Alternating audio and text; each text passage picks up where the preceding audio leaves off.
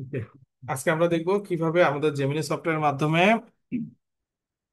Marker করতে হয়, ঠিক আছে? জি। আচ্ছা, মার্কার করার আগে প্রথমে আমাদের বেশ কিছু সেটিং একটু চেক করা দরকার, যেমন আমাদের মার্কারের লেন্থ কিসে হবে, মার্কারের উইথ কিসে হবে, এই ধরনের সেটিং গুলো একটু চেক করা দরকার। এই সেটিং গুলো যদি ঠিকঠাক থাকে তাহলে আমাদের কাজ করতে সুবিধা হবে, যদি ঠিকঠাক না থাকে তাহলে আমাদের কাজ করতে একটু অসুবিধা হবে। এটাই স্বাভাবিক। আচ্ছা, এই জিনিসটা আমার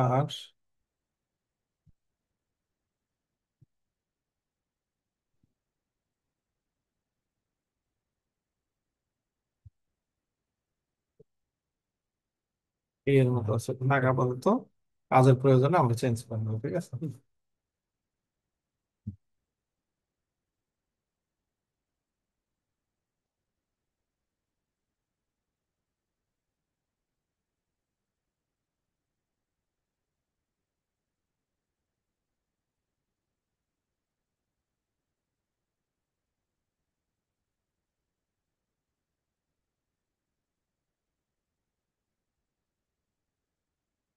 রেকর্ডিং অফ ওকে।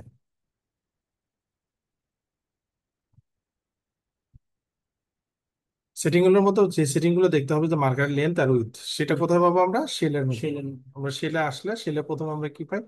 শেলে একবার ক্লিক করলে শেলে আমাদের ডঙ্গলের স্ট্যাটাসটা দেখতে পাবো, যে ডঙ্গলটা কত নাম্বার ডাউন, কি এই ধরনের স্ট্যাটাস পাই। আর সেটিং এ গেলে আমরা ধর সেলের সেটিং পাই, তাই না?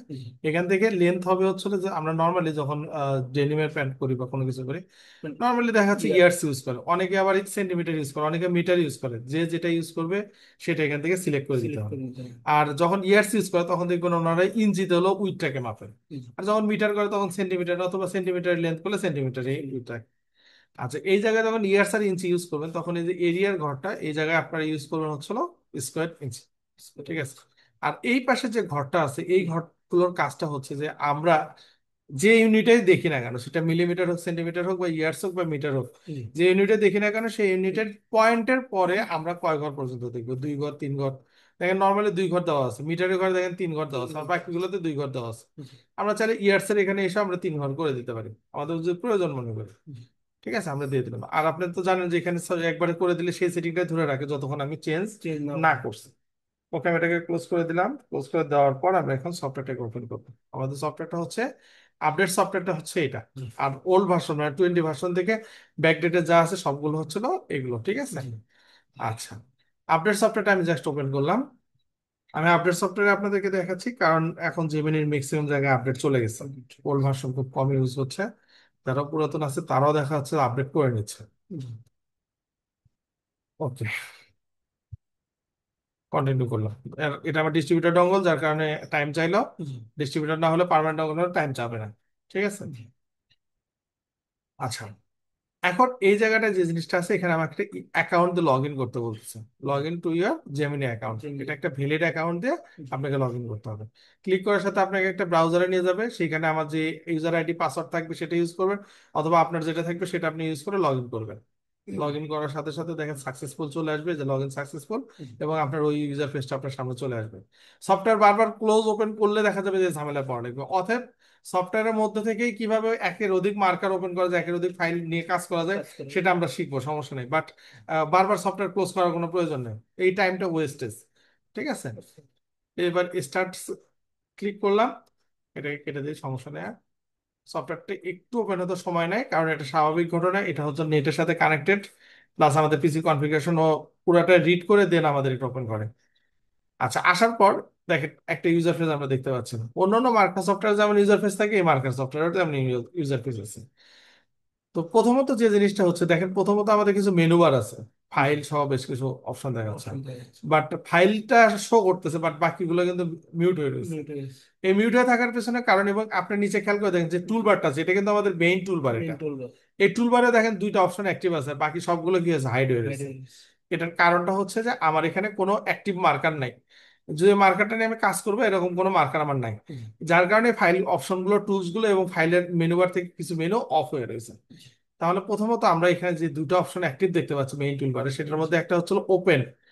অর্ডার, ওপেন অর্ডার মানে আমরা জেমিনিতে যে কোনো মার্কার করলে সেই ফাইলটাকে যদি আমি সেভ করি, সেই ফাইলটা অর্ডার ফাইল নামে সেভ হয়। অর্ডার ফাইল মানে মার্কারটাকে অর্ডার ফাইল আকারে সেভ করতেছে, এরপরে ওইখান থেকে আমরা এক্সপোর্ট টু প্লটার করতে পারি, এক্সপোর্ট টু রিপোর্ট করতে পারি, সেটা আলাদা ইস্যু। বাট এটা যে কোনো অর্ডার ফাইলের জন্য আমাদের কি করতে হয়, এখানে আসতে হয়। এখন যদি কোনো মার্কার আমার করা থাকে, জাস্ট এখানে ক্লিক করলে যে জায়গায় মার্কার করা আছে সেই লোকেশনে আমার ফাইলটা চলে যাবে। অথবা আগের মোট কথা আপনি লাস্ট যে কাজটা শেষ পর্যন্ত করছেন, সেভ দিছেন অথবা ওখান থেকে ওপেন করছেন, সেটাই আপনার থাকবে এখানে।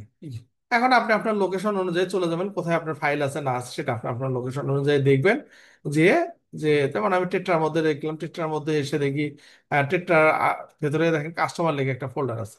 এই কাস্টমারের মধ্যে আমার বেশ কিছু ফোল্ডার আছে যেগুলোতে আমার মার্কার আছে, এগুলোর মধ্যে মার্কার থাকতে পারে। এই দেখেন মার্কার আছে, আমার বহুত মার্কার আছে। আমি এখান থেকে আমার যে স্টাইলে মার্কার দরকার সেই স্টাইলে মার্কারটা ওপেন করে আমরা কাজ করতে পারি। এখন এই মার্কারটা আর নতুন করে মার্কার করার মধ্যে পার্থক্য কি? এই মার্কারটা অলরেডি করা আছে, এই মার্কারে সবকিছু দেওয়া আছে, রেশিও দেওয়া আছে, প্যাটার্ন দেওয়া আছে, ডায়া দেওয়া আছে, সবকিছু করা আছে, কমপ্লিট একটা মার্কার।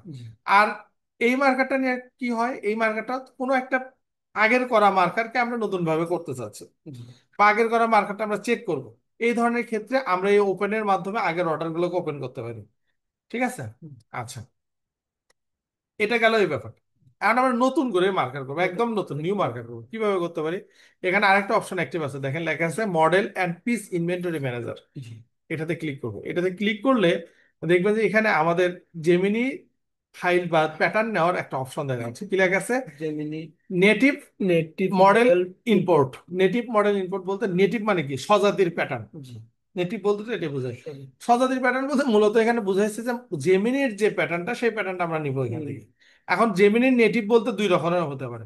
জেমিনির সেটা হলো যে এই কারেন্ট ভার্সন, যেমন এই দেখেন আমি প্যাটার্নটা এখানে যখন মাউসটা রাখছি নিচে কিন্তু দেখা যায় ইম্পোর্টের পরে ব্র্যাকেটের মধ্যে একটা কোড করা আছে, ডট জ্যামেক্স লেখা আছে। ডট জ্যামেক্সটা হচ্ছে ফরম্যাট, কোন ফরম্যাটটা ওপেন করবে জেমিনির। জেমিনির কিন্তু দুইটা ফরম্যাট হয়, একটা হলো ওল্ড ভার্সনের ফরম্যাট হয়, একটা নিউ ভার্সনের ফরম্যাট হয়। 9 ভার্সন পর্যন্ত যত ভার্সন আছে সবগুলো ভার্সনের ফরম্যাট হলো জ্যাম লেখা। যে কোনো ফাইল সেভ দেওয়ার পরে দেখবেন যে ওই ফাইলটার ফরম্যাটে আছে ডট জিইএম। আর যেগুলো আপডেট ভার্সন মানে 17 ভার্সন থেকে শুরু করে যত আপডেট ভার্সন এখন পর্যন্ত আছে সবগুলো ভার্সনের ফরম্যাট হচ্ছিল ডট জ্যামেক্স। ওই যে সেই জ্যামেক্স দেখা যাচ্ছে। এখন আপনার যদি পুরাতন ভার্সন হয় তাহলে এই যে নেটিভ মডেল, এই যে দেখেন native old model import jam. আর একটা পেট, পেট হচ্ছে জেমিনির কিছু সফটওয়্যার ইউরো ক্যাট নামে আছে, ইন ক্যাট নামে আছে, অথবা ব্লু ক্যাট নামে আছে। এই ভার্সনগুলো ডট ফাইল হয়, ডট প্যাট ফাইল হয়। ঠিক আছে? এই জন্য এটাকে প্যাট ফাইল আকারে ওপেন করা যায়। আর যেটা আপডেট সফটওয়্যার, সব আপডেট জেমিনির যত সফটওয়্যার আছে, ইউরো বলেন আর যাই বলেন, সব তো এখন জেমিনি হয়ে গেছে। আর জেমিনি হয়ে গেছে মানে জেমিনির আপডেট ভার্সন যদি হয় সেটাতে জ্যামেক্স লেখা থাকবে। আপডেট ভার্সনের সফটওয়্যারের জন্য জাস্ট নেটিভ মডেলে ক্লিক করব। নেটিভ মডেলে ক্লিক করার পর আমার এই জ্যামেক্স ফাইলটা কোথায় আছে আমরা সেই অনুযায়ী ফাইলে চলে যাব। সে ধরে নিলাম আমার ফাইলটা আছে এখানে, এখানে সম্ভবত দিস পিসির মধ্যেই আছে। দিস পিসি ওই টেট্রার মধ্যে বেশ কিছু ফাইল আমরা পাইলেও পাইতে পারি। ফাইলগুলোতে ক্লিক করে দেখি কোথায় আছে। টেট্রা কাস্টমার, অ্যাপারেল, এটাতে নাই। এটাতে আছে কিনা নাই। এটাতে এই যেখানে দেখেন যেটাই জ্যামেক্স ফাইল আছে রেডি করা, সেই ফাইলটা অটোমেটিকলি এই যে জেমিনির ফরম্যাট প্যাটার্ন ফরম্যাটটা পাওয়া যাবে, সিএস ফরম্যাটটা পাওয়া যাবে। ঠিক আছে? তাহলে আমরা এটা দেখতে পারতেছি কোন প্যাটার্নে কাজ করবো, এখন শুধু সেই প্যাটার্নটা সিলেকশন বাকি। সে আমরা এই প্যাটার্নটা নিয়ে আমরা কাজ করবো। এটা একটা শার্টের প্যাটার্ন।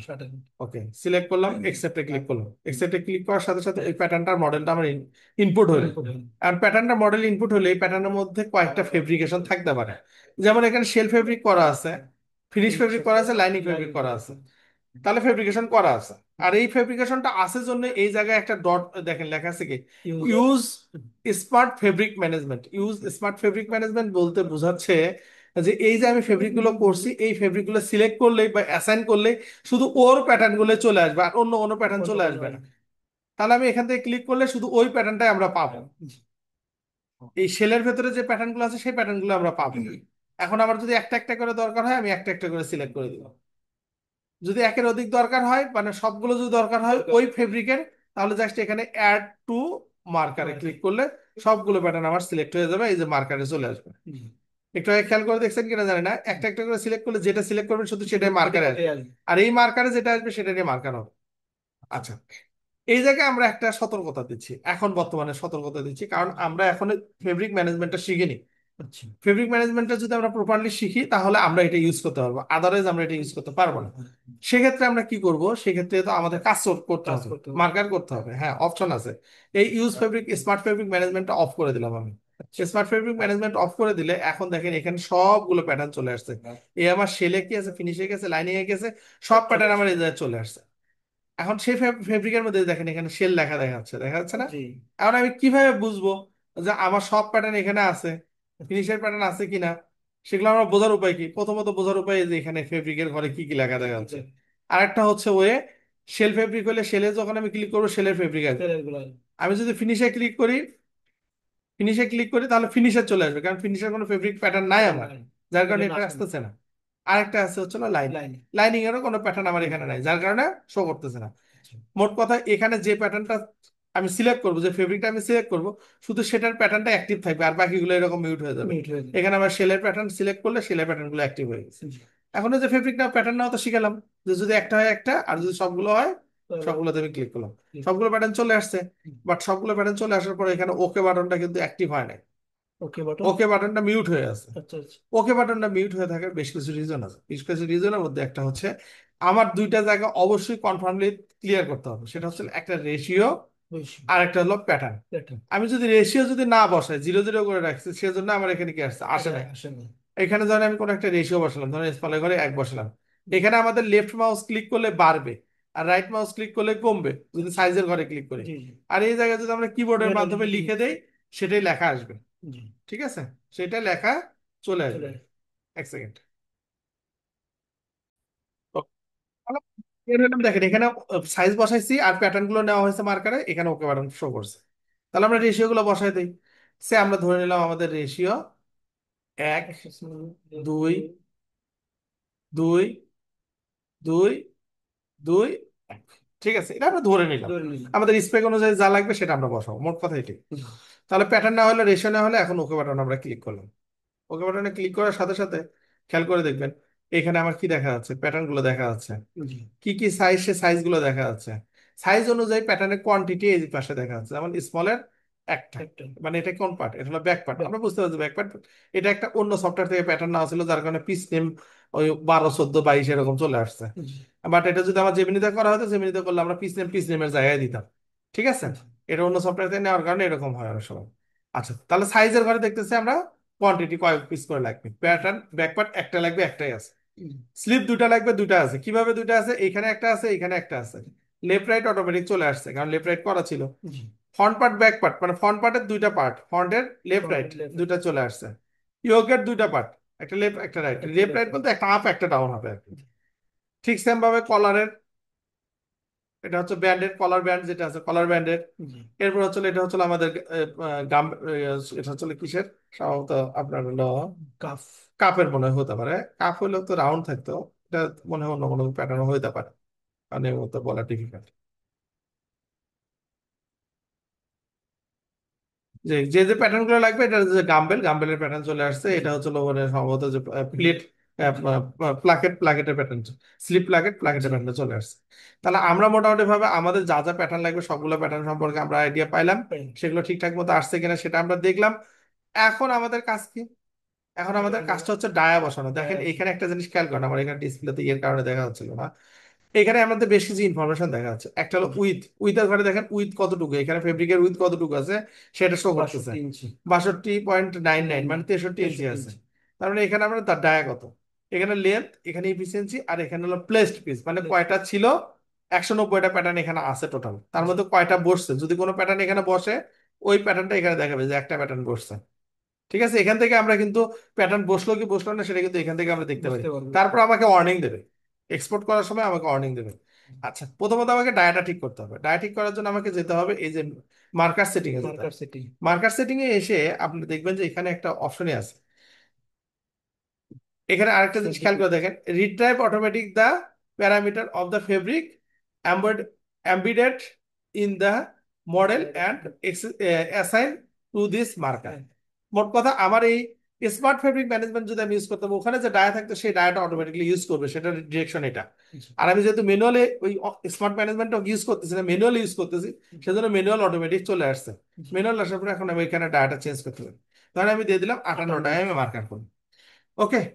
আচ্ছা, যেহেতু আমরা সিঙ্গেল ওপেন ফেব্রিকের মার্কার করতেছি এবং ওভেন ফেব্রিকের মার্কার করতেছি, ওপেন বলতে কি ওপেন ডায়া, যেটা হলো কাটা ডায়া, মোট কথা যেটা ফ্ল্যাট করা কাটা। ওভেনের নর্মালি ওপেন ডায়া হয়, আর টিউবের ক্ষেত্রে টিউবলার ডায়া হয় অথবা ওপেন ডায়া হয়।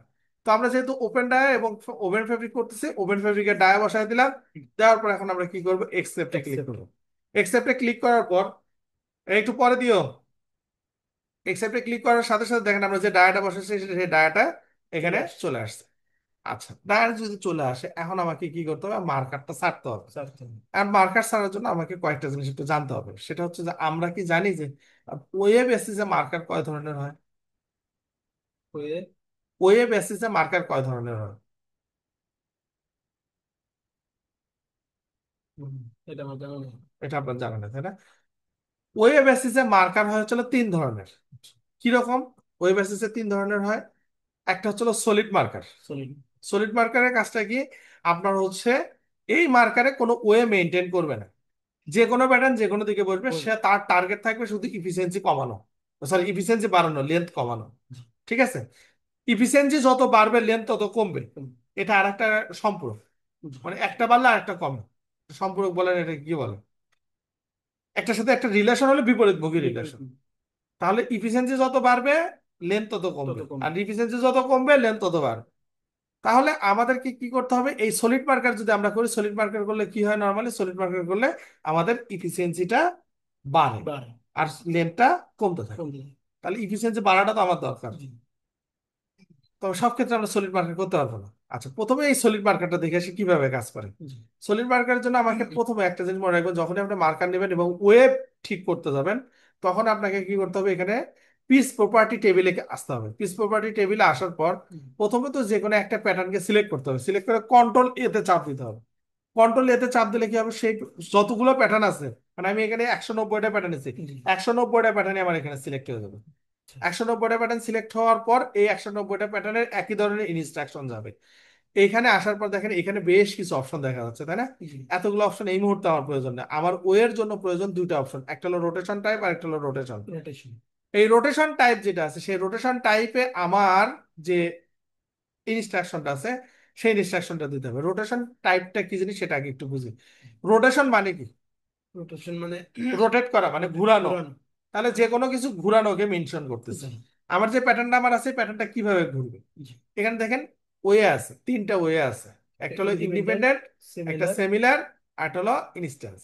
ইন্ডিপেন্ডেন্ট মানে কি, স্বাধীন। স্বাধীন, সে স্বাধীন মতো ঘুরবে, তার মানে তার ঘোরার কোনো বাধ্যবাধকতা নেই, সে তার মতো করে ঘুরতে পারে। এখন যে কোনো দিকে ঘুরতে পারে, যে কোনো ভাবে ঘুরতে পারে। তাহলে ইন্ডিপেন্ডেন্ট আমি সিলেক্ট করলাম, যেহেতু আমি সলিড মার্কার করবো, সলিড মার্কার আগে প্রথম শর্ত হচ্ছিল সে তার মতো করে বসবে। তাহলে ইন্ডিপেন্ডেন্ট মধ্যে তাকে স্বাধীন করে দিলাম। দেখেন একটা সিলেক্ট করছে, সবগুলো ইন্ডিপেন্ডেন্ট হয়ে গেছে, কারণ আমি সবগুলো প্যাটার্ন একবার সিলেক্ট করেছি। এরপর হলো রোটেশন।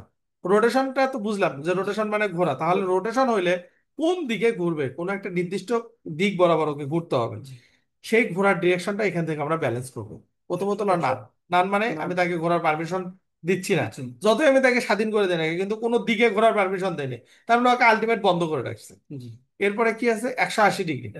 যে কোনো প্যাটার্ন 180 ডিগ্রি বরাবর ঘুরতে হবে, 180 ডিগ্রি বরাবর ঘুরতে হবে। আমি কিন্তু ওকে 180 ডিগ্রি বরাবর ঘুরতে বলছি, অন্য কোনো দিকে কিন্তু না। আমি 10 ডিগ্রিও বলিনি, 20 ডিগ্রিও বলিনি, 90 ডিগ্রিও বলিনি। আমি শুধু 180 বরাবর, হয় 180 ডিগ্রি লেফটে, হয় 180 ডিগ্রি রাইটে ঘুরবে। আচ্ছা, তারপর আছে 90 ডিগ্রি। 90 ডিগ্রি মানে সে প্রতি 90 ডিগ্রি বরাবর ঘুরতে পারবে। প্রতি 90 ডিগ্রি মানে সে 90 ডিগ্রি, তারপরে 180 ডিগ্রি, তারপরে 270 ডিগ্রি, তারপর 360 ডিগ্রি, এইভাবে সে রোটেট হতে পারে। আর একটা আছে 45 ডিগ্রি। 45 ডিগ্রি বরাবর, 45 ডিগ্রি বরাবর, প্রথমে 45, তারপরে 90, তারপরে হচ্ছিল কত আসে, 75-এর মতো আসে। এইভাবে সে ঘুরতে পারবে।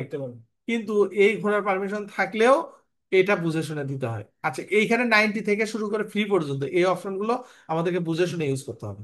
আর ফ্রি মানে ও ওর মতো ঘুরতে পারবে, 180তেও ঘুরতে পারবে, 90ও ঘুরতে পারবে, 45ও ঘুরতে পারবে, ওর মতো ঘুরতে পারবে। এখানে এই রোটেশনে এই যে অপশন গুলো দেখলেন, এখানে যা যা দেখছি অ্যাজ ইট ইজ সেই ডিগ্রি বরাবরই সে ঘুরবে, তার কমও ঘুরবে না, তার বেশিও ঘুরবে না। ঠিক আছে। আমরা নর্মালি 180-র বাইরে যেতে পারবো না। কি কারণে যেতে পারবো না? কারণ আমরা খুব ভালোভাবে জানি প্যাটার্ন হয় 180-তে লেফটে বসবে, না হলে রাইটে বসবে, লেফট অথবা রাইটে বসবে। এটা যদি না বসে তাহলে প্যাটার্ন ঠিক থাকবে না। ঠিক থাকবে। আচ্ছা, এর পাশে দেখেন ফ্লিপ অপশন আছে। এই ফ্লিপ অপশনটা কোনো সময় ভুলেও হাত দিবেন না। ফ্লিপ অর্থটা হচ্ছে আপনার প্যাটার্নের টপ পার্ট ঘুরে দেওয়া। Top part. আপনার প্যাটার্নের টপ পার্ট থাকার কথা যেদিকে, আপনি প্যাটার্নটাকে যদি আমি টোটালি উল্টা দিকে দেই, মানে ডাউন পার্টটাকে যদি উপর দিকে নেসে, তাহলে প্যাটার্ন রং হয়ে যাবে, রং হয়ে যায়। লেফট রাইটে ভুল হয়ে যাবে, সব ধরনের ঝামেলা হবে। এই জন্য ফ্লিপ করা যায় না মার্কারে। প্যাটার্নে ফ্লিপ আপনি করতে পারেন, কোনো সমস্যা নেই, কিন্তু মার্কারে ফ্লিপ করা যায় না। প্যাটার্নে ফ্লিপ করে আপনি আপনার প্যাটার্নকে রেডি করতে পারেন, কোনো সমস্যা নেই, কিন্তু মার্কারে মার্কারে করা যাবে যাবে। না। এরপরে যে অপশনগুলো আছে, এই অপশনগুলো আমরা ডে বাই ডে আমরা ইনক্রিজ করব। আপাতত এটা রাখলাম। এখান থেকে তাহলে আমরা কাজ করলাম কিসে? রোটেশন রোটেশন টাইপ টাইপ আর আর rotation. Rotation. Independent 180 degree, independent 180 degree মানে সলিড মার্কার। সলিড কোণ। এরপরে জাস্ট ওকে বাটনে ক্লিক করলাম। ওকে বাটনে ক্লিক করার পর হ্যাঁ, সবগুলো প্যাটার্ন আমার সিলেক্ট হয়ে আছে। সিলেকশন। সিলেক্ট হয়েছে কারণ একটু আগে আমি প্যাটার্নগুলো সিলেক্ট করে রোটেশন চেঞ্জ করছি। এখন আমি কি করবো? এটা মার্কার ছাড়বো। অটোমেটিক মার্কার ছাড়ার জন্য যেখানে একটা টাইম দেখা যাচ্ছে, কমপ্লিট নেক্সট অটোমেটিক লেখে একটা অপশন দেখা যাচ্ছে। এই অপশনটাতে আমি ক্লিক করবো। অপশনটাতে ক্লিক করলে এখানে আমার টাইম দেখাবে কয় মিনিট আমি মার্কারটা করতে চাচ্ছি। আমি এখানে মার্কারটা করতে চাচ্ছি 1 মিনিট, 2 মিনিট, 5 মিনিট, 7 মিনিট, যে কয় মিনিট আমার করা লাগবে সে কয় মিনিট। একটা জিনিস মনে রাখবেন, আমাদের সফটওয়্যারের টাইম যত বেশি দিবেন তত ভালো মার্কার হবে। আপনি টাইম কম দিবেন, মার্কার তেমন হবেই হবে। ঠিক আছে। তো এরপরে আর কিছু টেকনিক আছে মার্কেট এফিসিয়েন্সি কম বেশি করার, সেটা আমরা শিখবো। আমি এখানে ধরেন 1 মিনিটে আমি মার্কেটটা করবো, আমি টাইম চেঞ্জ করলাম না, ওকে বাটনে ক্লিক করলাম। ওকে বাটনে ক্লিক করার সাথে সাথে আমার দেখেন মার্কেট স্টার্ট হয়ে গেছে। আচ্ছা, এখানে এই মার্কার রানিং অবস্থায় আমাদের একটা পপ আপ বক্স দেখা যাচ্ছে, যেখানে একটা লাইন পয়েন্ট খালি যাতায়াত করতেছে। তাই না? এটার কাজটা কি? এইটার কাজটা হচ্ছে এখন রানিং টাইম, যে কয় সেকেন্ড রানিং টাইম আছে, সরি এই যে এখানে দেখেন কয় সেকেন্ড, 18 সেকেন্ড, 19 সেকেন্ড, 20 সেকেন্ড। এই যে রানিং সেকেন্ড টাইমটা যে যে জায়গায় আছে, যে সিচুয়েশনে, ওই সিচুয়েশনের পজিশন, মানে মার্কারটা ওই সিচুয়েশনে কোন লেভেলে আছে ওই পর্যন্ত। সেটা বুঝাচ্ছে সে। এখন আছে 88.85 লেভেলে চলতেছে সে।